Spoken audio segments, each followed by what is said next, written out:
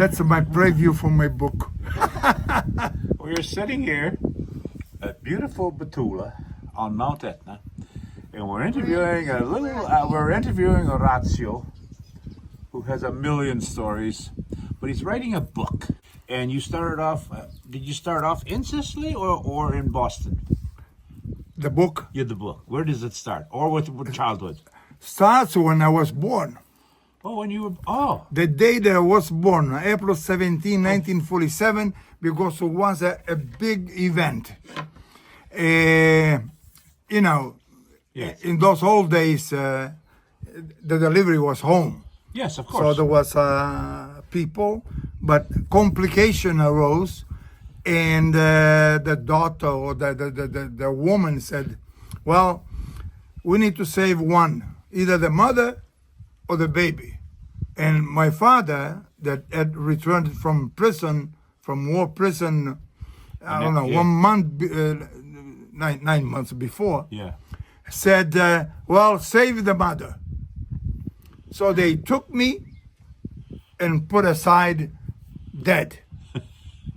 They So thought they, you were they dead. were taking care of the mother. Then a lady came, her name was Flores, came, and for curiosity, he went to see this package there, the baby. And all of a sudden said, but it's breathing, it's breathing. So the doctor left my mother and went to the baby, you know? And Fantastic. yeah. So the book. That's how we start the book. The book starts there. Takes you all the way to Boston. Take all the way to my adventure to go to Boston finally, Yes. because I want to go And to Libya, I want to go to Brazil, Yeah. but things happened. Perfect. Revolution in Libya, the military coup in Brazil, so I end up to go to the United States of America. Perfect. And you spent. And then in the United States of America, as a resident, how they call? Permanent resident. Oh, Back then was a draft. You need to join the military. right. So they told me, that was a big part, they told me, all the family, go there and the recruiting officer, and you tell them that you don't speak the language. You don't understand, you cannot write, you cannot read, and they will give you. So I went there when a sergeant was a black guy, like a columnist, said, Mr. Foti, so do you speak English? What did I say? Yes. Of course, Sergeant. Do you want the application in Italian or in English? What did I say? English. English. Get fill up the whole thing. In the back page was, how many languages do you know? Orazio did Italian, my language, English, Spanish, and French. School. The guy said, welcome to the Navy. Give me the stamp 1A, means you are ready To go. to go. So Back then was the Vietnam War. Yeah. And while everybody would know, my age was flying to Canada or getting married to avoid the military, I was there. So but you didn't get to go to Vietnam because it was over by the time. Well, what happened was that they chose me back then. I went to boot camp for very shortly, but then they sent me to Maryland for the ONI. ONI is Office of Naval Intelligence. Naval Intelligence. Naval Office of Intelligence. Naval Intelligence. Okay. Naval. Yeah, no. Okay. Naval Intelligence. It's part of the National Maritime Intelligence Center. Right. And I was there. And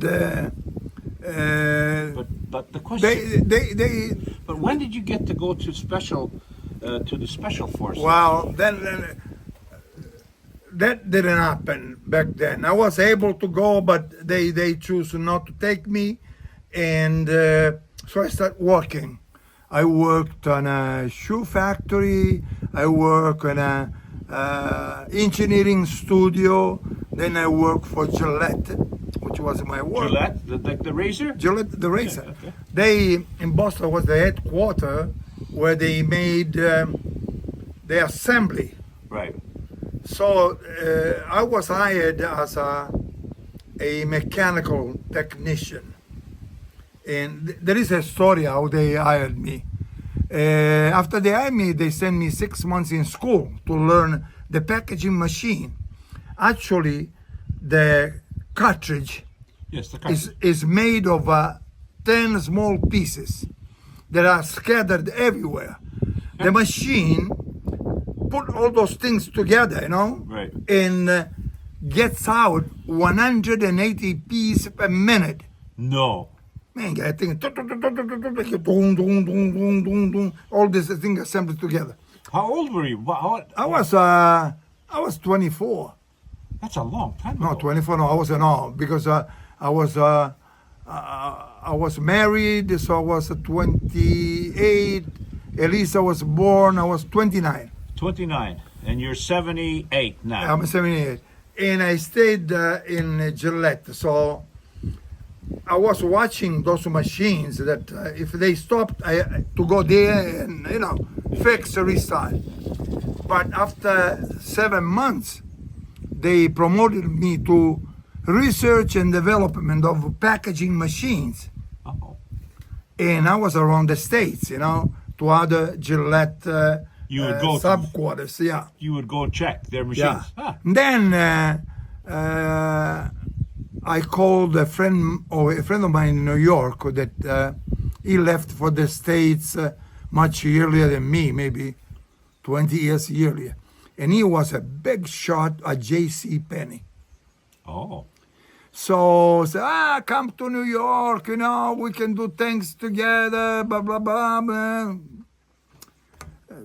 I didn't want to move because I had a good job. I said, don't worry about money. You'll have anything you want. I said, okay, I'll come, and I try. So I took time off from Gillette. I went to New York, and I like it.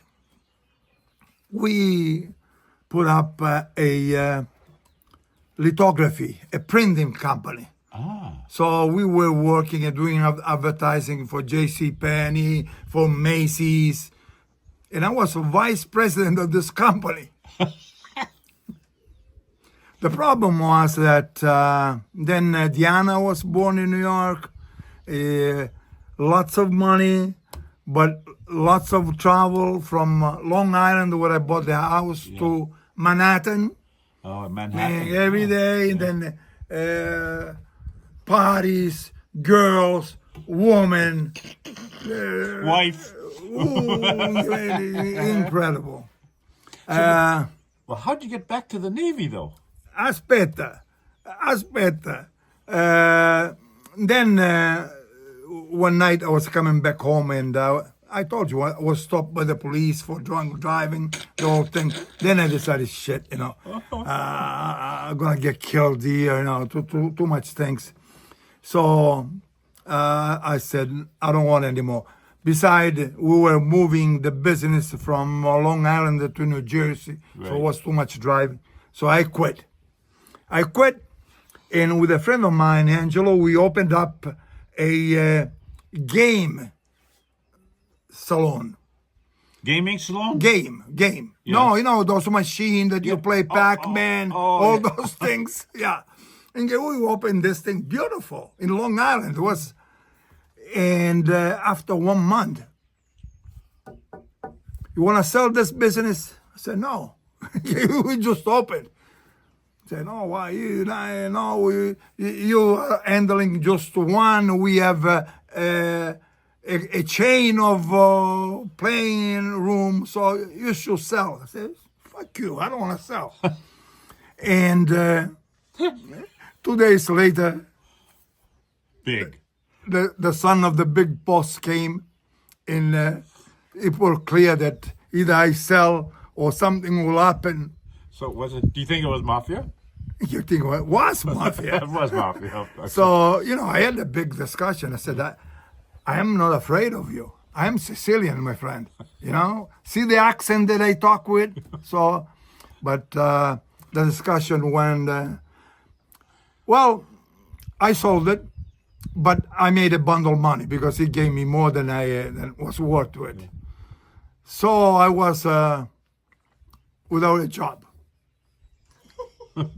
I was money. I was You were a vagabond with means. 1980, 1981. I was without a job, and strange enough,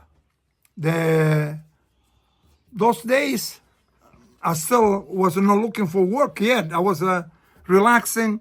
I got this mail. Come to New York to the ONI office. We have something that may interest you. I went there, and the interview was like there was two people, one civilian, one military.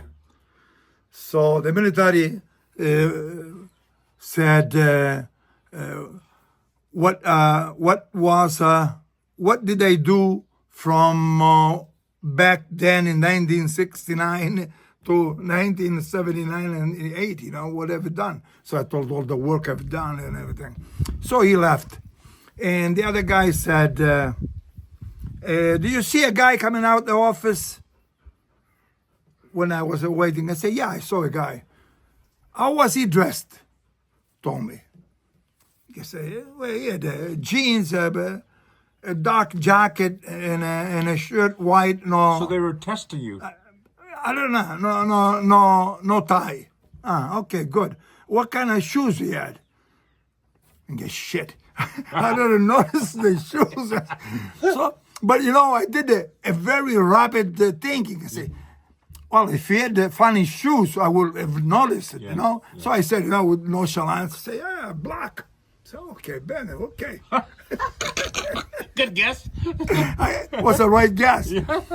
So, say, well, we will review these things. We'll let you know soon. And I left. And guess soon was very soon. When I got home, the phone rang. I say, wow, welcome to the Navy. You hadn't even applied. You were just interviewing. Welcome to the Navy. And no, I think I filled some kind of application. And 1 week later, no, they said, you know where the Siganella is? Yeah. The base here? I had a very vague idea. I said, yeah, I know he's in Sicily. I said, okay, no, maybe we'll get you there. I said, okay. Then they called the next day, say, come over. They gave me a briefcase. Right. They told me, you need to go to France. Yeah, France. Dunkirk. I said, okay. So you have all the information in the briefcase. So I left, I went home. I had a ticket for the Air France. And was this the Concorde or not? I didn't know it was a Concorde. It was a flying ticket. And a bunch of money. And other tickets, train. So, well, the next day I left and at the Kennedy Airport, and it was a Concorde. I was shitting my pants, you know. I got this. And then wow. From then on, we start different missions, different things. So that So was your first the mission- beginning of your mission. But- Was your first mission in France? The first mission was in France. So I Can got you say to what it was? Yeah, listen to this. That's what fun too. I landed in Paris. I took a train. I ended up in Dunkirk. In Dunkirk, at the pier, I had to find this ship. In Dunkirk. Owendo. A ship. Owendo was the name. In the pier in Dunkirk. In Dunkirk is where near the Normandy where we had, you know, during World War II. Yeah. And I went there with the taxi with this suitcase that I have, and I stand there, this big ship, and on top of the stairs I say, Orazio! I said, what? Then the guy came down, The second officer on the ship was a friend of mine from Riposto. No way. Yeah. We went Riposto? to Riposto. We went to school together in the elementary school. Yeah, Franco, what are you doing here? Franco? Franco was his name. I'm a second officer. What are you doing here? Told me. I didn't know what to say. I didn't even know what I was doing there. I said, well, I am come to the ship. I need to talk to the commander. Captain, to the captain. Captain Caselli. Then the captain. Italian? Si. No. Yeah, Italian. In the U.S. Navy? No, No, the that's- Owendo was no a military ship. Oh, okay. Was a merchant marine. Oh, Virgin. Yeah, was a transporting. Okay. Listen, was a transporting things, and the captain was not a military. No, okay. So I met him. And So your friend wasn't in the military, right? no, Oh, he was there Oh, okay. working. Okay. So the captain was a very, how you say, very pleasing to me, very subservient. he- You know, yeah, Mr. he- Foti here, Mr. Foti there, and Very respectful. too much for my for my way of doing. And he ended up. He gave me an envelope. Said, "You have an envelope for you." I said, "All right." And I got the cabin. I got the pilot cabin, which is the highest on a merchant ship, just below the captain deck. So we went to Dunkirk. Then we left Dunkirk, went to Amsterdam.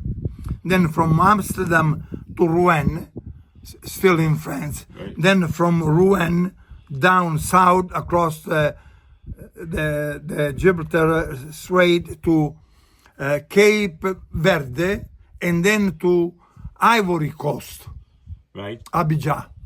In Abidjan, But you had a briefcase. Did you give it to him then on the ship, or were you still no, I carrying was it? keeping the case. Oh, you didn't tell him anything. No. Okay. What the mission was, we had inside the ship was a container, Right. unmarked. I had information to who I had to give that container to and receive a bag. Okay. So when we got to Abidjan,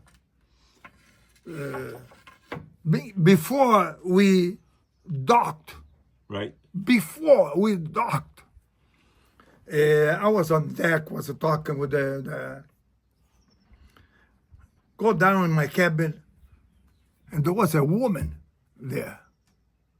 Oh. Before we docked, I said, well, how did you come in?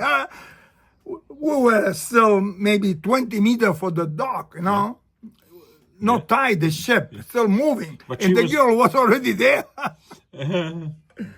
So, well, we got things straight out, and then people came. Were the military coming then? They Was she were military? they were all black. They Okay. were from somewhere. from some guerrilla types, I don't know. Okay. So they got that container, and we did exchange. They gave me a big bag, and I left the ship. Said goodbye to Franco and the captain. I went to the U.S. Embassy. I gave the bag. Do you know what was in the bag? It was money. Oh, money. Okay. Yeah. So, and the rest probably were arms or what? And the product that we sold was weapons. Yes. And but the flight back to New York from the Ivory Coast was once a week. You went once a week? Once a week was a flight to New York. So I stayed there 4 days. I enjoyed my life. I felt like Sean Connery. Well, Sean Connery, to a certain point, I was walking in the James look. Bond. A Like a secret, James Bond. 29 years old, a Secret Service agent. I walk down. I was sitting in a bar, I had a beer, and then I walked down this main street. A guy came toward me, a big black guy, in French. He said, "Quelle heure est-il?" What time it is? Okay. I understood. I did like this. Yeah, before I said, 11 o'clock, he took 2 fingers here. Boom! He stole my watch and left running. I said, son of a bitch! Learned a lesson. Lesson learned. Son of a bitch! That watch was a very cheap watch. Maybe I bought for €10, $10. But was one of those big, very looking watch. Yeah. I think black people like that. Yeah, So yeah. he stole from me like a first. Yeah. Just say, being Sean Connery being stole. I'll buy a watch. So, the lady that met you on the boat, was she military or was she from the people that you were going to need to contact? She was from the people. She was also black. She So was must have also been from black, Africa. and I tell you, they use beautiful girls. Oh yeah. She must have been maybe 25. Wow. Beautiful. And then you met, and then Before the ship was tied to the dock, and inside my cabin, which was locked. So that was your first mission. That was my first mission.